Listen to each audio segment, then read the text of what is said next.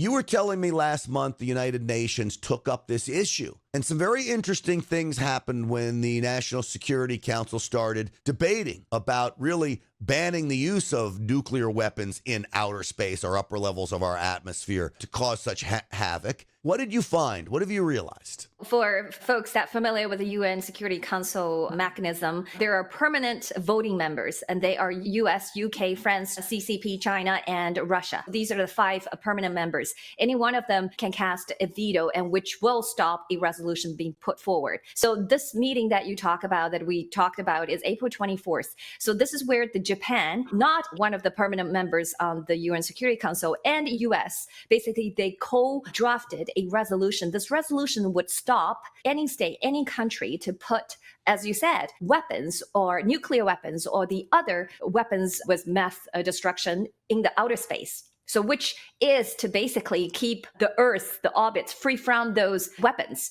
which is supposed to be a good, welcoming resolution. As the part of the voting mechanism, although you have 5 permanent members, but you also have this 10 other rotating members. So they're being elected to the Security Council and stay there for 2 years at a term. So 5 to 10, so altogether 15 nations vote on this resolution. But guess what? The result is 13 countries voted to support this resolution because security is for everyone.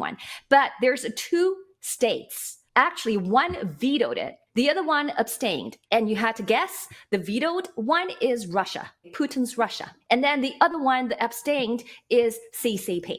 It only takes one permanent member to veto a resolution, so it's out. They got to rewrite it. Is that correct? And here you have Russia and China. You and I have talked about this, cozied up next to each other. Political philosophies very similar about how they want to run their countries, and they veto this. Why? Because I think they know this is a viable weapon to be used against none other than the United States. Absolutely. You know, they are the bad actors because a lot of people don't see the pact that they formed. If you have to remind people, I think on the show I played, I'm not sure, I forgot whether I played a conversation between these 2 last year in March. You know, Xi Jinping visited Putin, and on his way out, Xi Jinping told Putin, he said, you and I about to bring the change that the mankind haven't seen the past 100 years. And Putin agreed. So this is a conversation they have been planning together. And CCP is a participant in the Ukraine and Russia war. Wake up. A lot of people say, oh, CCP is not. But they start from the get-go in 2020, February. I know that Russia and the Chinese Communist Party both look at electromagnetic pulse devices, these